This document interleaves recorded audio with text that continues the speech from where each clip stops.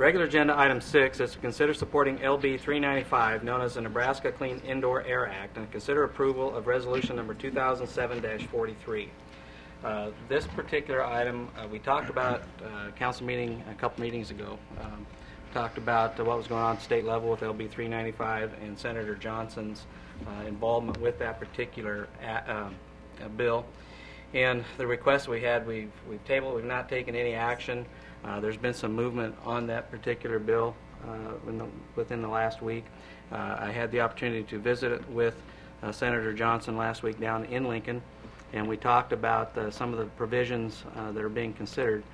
One of them being, in order to come through the legislature, I think we're going to see an opt-out provision that's currently being discussed.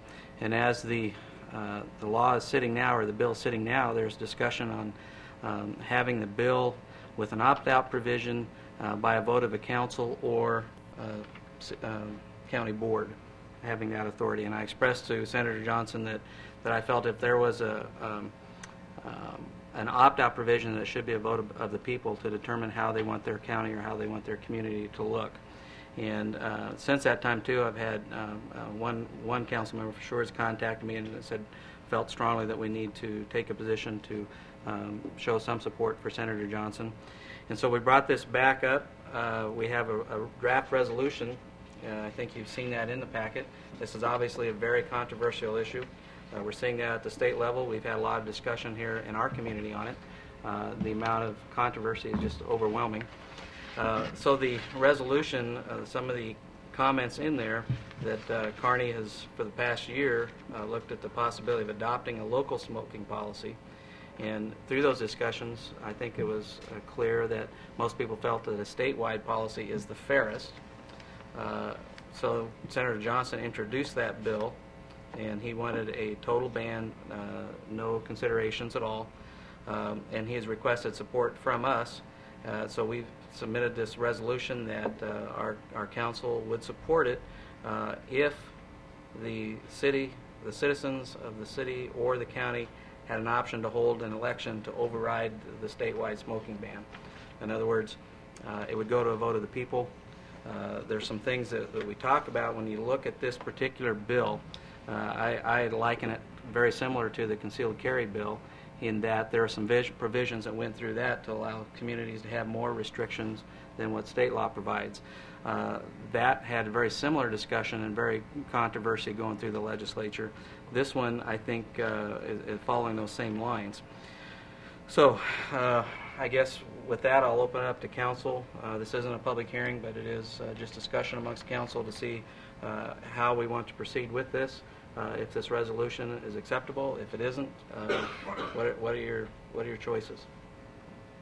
Well, personally, I feel pretty strongly about this smoking ban, that it's a good thing for the state of Nebraska, that it's done across the state, across the board, for a level playing field. I've thought about it very hard over the time, and I used to be way over on personal rights and not infringing on those. And I just feel real strongly that if we can influence our young people to not smoke, that if we can do that and cut down the people that have the opportunity not to have to be in air that's and receive secondhand smoke, I just think it's extremely important that we take a stand in that direction. And I feel that the total ban might be too much for the populace as a whole.